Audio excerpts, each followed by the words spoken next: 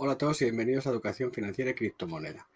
5 artículos bastante interesantes relacionados con el Bitcoin, ¿vale? El primero es un artículo en el que nos habla directamente de la relación entre la minería y el tiempo, ¿vale? El pronóstico del tiempo en China. ¿Qué tiene que ver con esto? Pues muy fácil. Aquí tenemos todos los gastos, los ingresos mineros, las recompensas, el hash rate, los gastos de electricidad, la depreciación y demás. ¿Qué es lo que pasa? Que la intensidad de la minería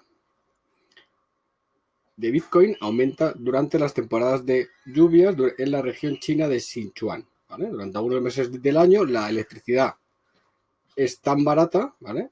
Para que los mineros Bitcoin que antes no eran rentables ahora sí lo son, con lo cual alteran muy mucho la dificultad de la red.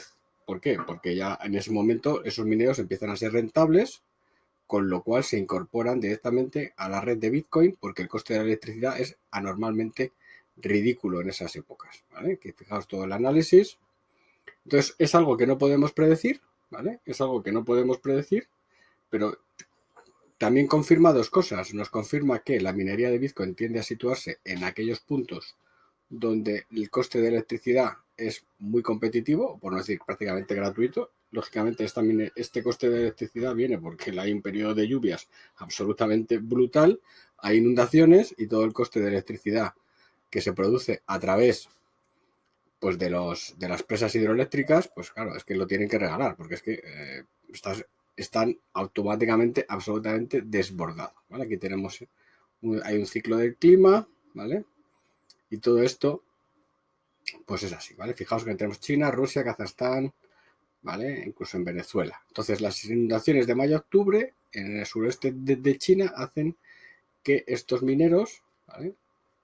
Van migrando a Sichuan, Yunnan y Guizhou, ¿vale? Para aprovechar el descuento y luego regresarán o venderán sus equipos después de que llegue la temporada seca. Así de fácil. O sea, ¿qué se mueven?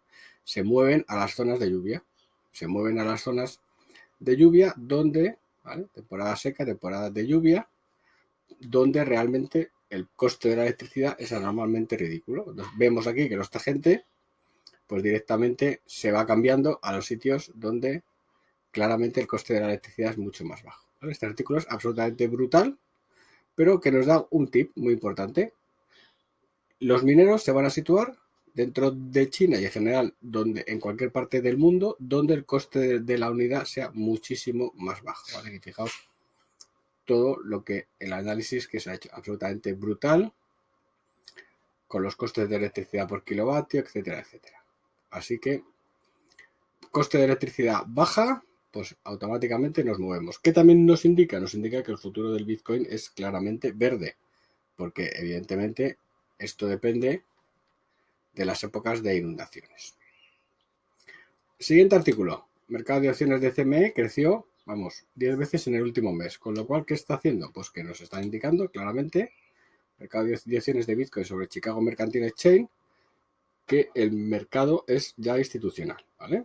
¿Por qué? Porque evidentemente 300, casi 400 millones de dólares en opciones, en interés abierto en opciones del Bitcoin, es una barbaridad. Fijaos, desde el inicio, ¿vale? El 11 de noviembre, este es el 11 de mayo del 2020, hace aproximadamente 5 semanas, 35 millones, pues en apenas un mes, 10 veces más, ¿vale?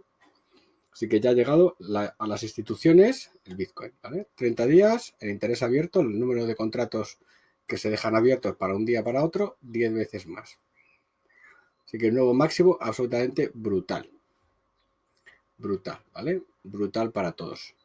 Más, nuestro amigo Robert Kiyosaki, pues ¿qué dice? En redundancia con lo que hemos visto en otras noticias, pues que el Bitcoin es una alternativa al dólar y al sistema descentralizado, ¿vale? Bitcoin representa un seguro y es una alternativa claramente al dólar. ¿Por qué? Porque es un sistema descentralizado creado por los gobiernos con una inflación absolutamente brutal y con el control por parte de los gobiernos, ¿vale? Dice, lo que esconden los gobiernos es el colapso del sistema financiero, mantienen a raya las intenciones de salida de este sistema, girando la atención hacia el coronavirus y todo relacionado con la pandemia. Puede ser esto la razón de la pandemia, el desfase del sistema financiero. Pues a lo mejor sí, ¿vale? No les gusta ni el oro ni el Bitcoin porque no pueden imprimirlos. Qué tío más listo este hombre. ¿Vale? 2020, la peor crisis y en el contexto pandémico. Es la peor crisis porque es una crisis porque nadie podía prever el cierre de toda la economía mundial. Fijaos que es una absoluta barbaridad. ¿Vale? El propio presidente de la Fed llegó a reconocer que estaban imprimiendo más dinero del necesario. ¿Vale? También han sido afectados el mercado del petróleo, el oro y las criptomonedas. ¿Vale? Esos han sido los que menos afectados. Bitcoin y la muerte del dólar a los ojos de Kiyosaki. El empresario llegó a predecir la muerte del dólar y que los ciudadanos deberían de invertir rápidamente y de abandonar este dinero falso gratuito. Y precio del Bitcoin, $75.000 en un periodo de 3 años. El objetivo es sustituir al dólar y a las monedas fiat. Bueno, a ver, esta persona no es tonta, ¿vale? Podemos considerarle un vendemotos, pero claramente si está diciéndolo así tan alto y tan claro, y la verdad es que nunca lo habíamos oído tanto como estos años, como este último periodo, es que, como suelen decir, y relacionado con la estación de lluvias en China, cuando el río suena, agua lleva. JP Morgan, pues JP Morgan completa el giro, sorpresa del Bitcoin y exige un precio mínimo, y nos da un precio mínimo, ¿vale? $10.000. ¿Qué nos viene a decir JP Morgan?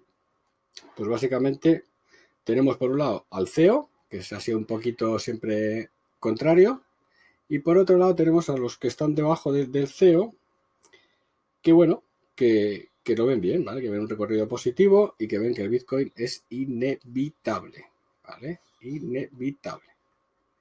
Así que, en fin, ahí está, ¿vale? Bitcoin es inevitable. Llegó a los acuerdos con Coinbase y Gemini y han hecho cositas, ¿vale? ¿Por qué este doble discurso? Bueno, pues el doble discurso al final no deja de ser institucional, es decir, yo por un lado me posiciono en contra y por otro lado pues intento de alguna forma posicionarme a favor, una vez a Dios y otra vez al diablo. También me sirve para acumular. Eso es algo bastante habitual. Es decir, intentar de alguna forma mantener contenido el precio en algo para acumular. Pero lo cierto es que nos gusta este cambio de opinión, ¿vale? Así que nos movemos hacia otro punto. Y luego, hablando de Forbes, Steve Forbes dice que Bitcoin es una protección para las políticas financieras inestables, ¿vale? Bitcoin como un grito de ayuda de alta tecnología y Bitcoin tiene que demostrar que es una moneda confiable por la fuerte volatilidad. Vamos a ver, la fuerte volatilidad del Bitcoin no tiene nada que ver con el Bitcoin. El Bitcoin se genera solo independientemente de la volatilidad o no. Es un sistema que funciona a su rollo. Otra cosa es cuánto alguien de fuera del sistema quiera pagar por el sistema. Si todos queremos pagar mucho, pues subirá mucho de precio. Si todos queremos pagar poco, bajará poco de precio. ¿Vale? Y aquí lo que dice es que Forbes dijo que se puede percibir al Bitcoin como un grito de ayuda de alta tecnología a la falta de estabilidad de dinero impreso por el gobierno. Y eso creo que es el origen, ¿vale? Es un poco cyberpunk este hombre. Fijaos que Forbes está bastante... Hay muchos artículos relacionados con el Bitcoin y lo cierto es que nos encanta, ¿vale?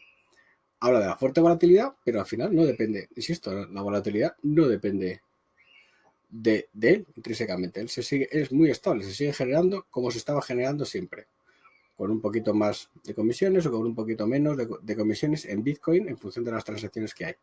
Pero da igual, o sea, el precio no lo pone él, lo ponen los de fuera.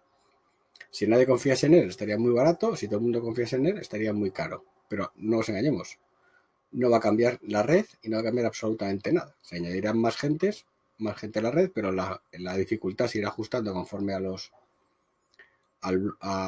algoritmo que tiene y se irá generando, pues a día de hoy, 6,25